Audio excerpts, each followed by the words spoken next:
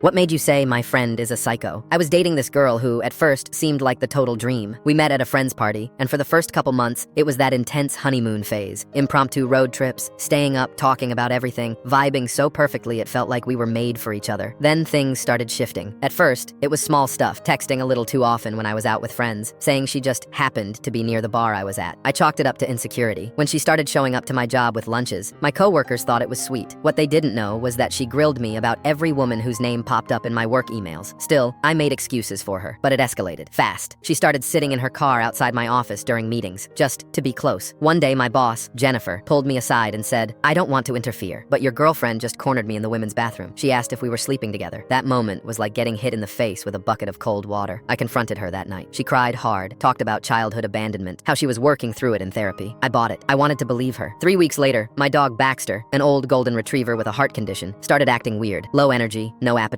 I went to give him his daily meds and noticed the bottle was almost empty, even though I'd just refilled it. I tore the apartment apart looking for them, thinking maybe I'd misplaced them. Found them in her jacket pocket. When I asked her why, she didn't even flinch. "That dog gets more attention than I do," she said. "You check on him before you kiss me when you come home." I should have ended it right there, but I didn't. She cried again, said her meds were being adjusted. She wasn't thinking straight. Against every instinct, I gave her one more chance. Then came my sister's wedding. I was a groomsman, so I was busy all day. For the ceremony, they collected everyone's phones, so there wouldn't be any interruptions. It was just 3 hours. When I finally got my phone back, I had 47 missed calls, 29 voicemails, and one final text that made my blood run cold. "I'm doing something you'll regret forever." I called my neighbor in a panic and begged her to check on Baxter. She said he was okay, but casually added, "Your girlfriend went into your apartment about an hour ago." I left the reception, made some excuse to my family, and drove home like I was being chased by demons. When I opened the door, the apartment was silent. She was sitting on the living room floor, cross-legged, completely calm. Around her was a horror show of shredded photo albums, broken frames, and dozens of pictures. My face cut out of every one. Family trips, childhood birthdays, college, my parents' anniversary, photos from every stage of my life, and my face had been surgically removed with scissors. The cutouts were arranged in a perfect circle around her like some creepy cult ritual. "I waited 4 hours for you to call back," she said, holding the scissors. "So I decided to remove you from my memories too." That was the moment. The line had been crossed, buried, and danced on. I told her it was over. She just stood up, nodded, picked up her scissors, and left without another word. That night, I changed my locks, blocked her number, thought it was over. Next morning, I get a call from my boss. Someone had emailed every department, every client, dozens of people, claiming I was leaking confidential information to competitors. Attached were screenshots of internal documents, photoshopped to hell, but realistic enough that HR had to open a formal investigation. It took weeks to clear my name. That's when I knew my ex wasn't just emotionally unstable. She was weaponized, a walking red flag wrapped in affection and trauma stories, with a nuclear warhead of crazy underneath. If you ever meet someone who seems too perfect, listen to your gut. I didn't, and I nearly lost everything.